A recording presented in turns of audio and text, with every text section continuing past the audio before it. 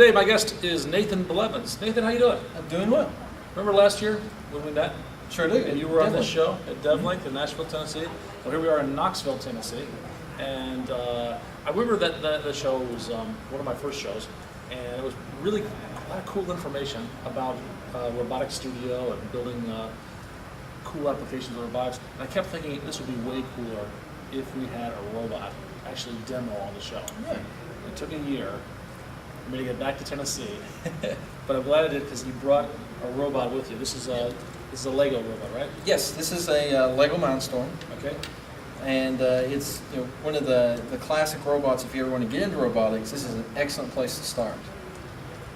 Is this something that comes as a kit, or it comes completely built, or do you decide you have to design it and build it yourself? Well, the great thing with this is there are kits. There's basically Lego Mindstorm kits that you can get on Amazon or eBay or other places. Okay.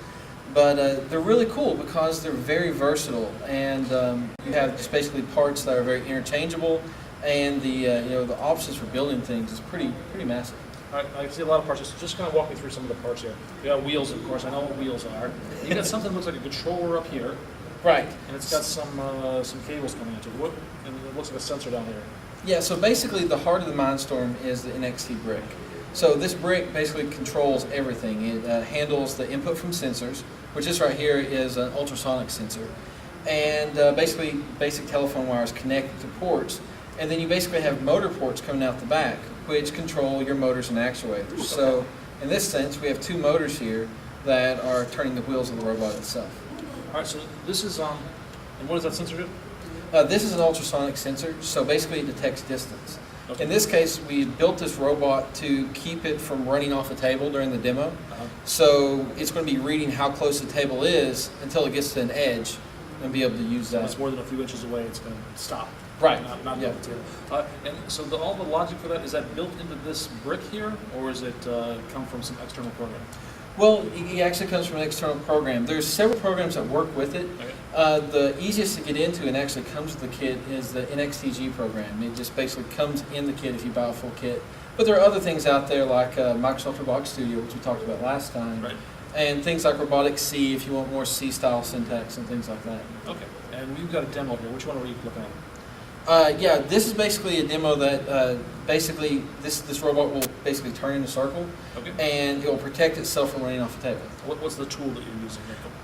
The tool we're looking at here is basically the NXTG. It's the kit that comes with Lego Mindstorms. Okay. And what you see is right here is the cool thing is it's a very visual interface. So you drag and drop components that represent actions. Okay. And also that represent logic. So for instance, right here we have a basic motor component that basically represents a drivetrain of sorts. Here in this lower section you can see where it has ports, and this is where I've configured it to work with two different kinds of ports. And also you can set things like power and everything else. And so in this case I'm telling it to go full power, 100%, and do one rotation forward of the wheels. And then the second one really is this block itself basically says, okay, only turn one wheel. That way we get a turning motion in the robot so it can go in a circle. Okay. And to kind of add to it, we have conditional logic wrapping around those blocks. So this block over here with the little radar looking thing is a conditional statement that's based on the ultrasonic sensor. Mm-hmm. So it's going to say, hey, if we don't detect the table, we're going to stop the robot because we don't want to plunge off the table. Okay. And then around it is a looping structure, so it'll run constantly, nonstop. Let's see it in action. Okay, great. Right. So I guess the best way is just to have it on this table. Okay. Have no space there? Yeah.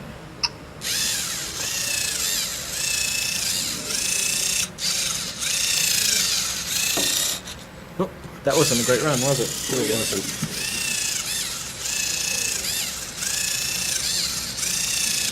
So you'll see that it kept running until it got off the edge of the table. And if I were to pull it back, since it's in a loop, it'll just go again. So really, it's really basic to use, and I know it's a basic example, but it's kind of easy to throw together this logic and go. Very cool. Nathan, thanks a lot. No, thank you. Appreciate it. I appreciate it.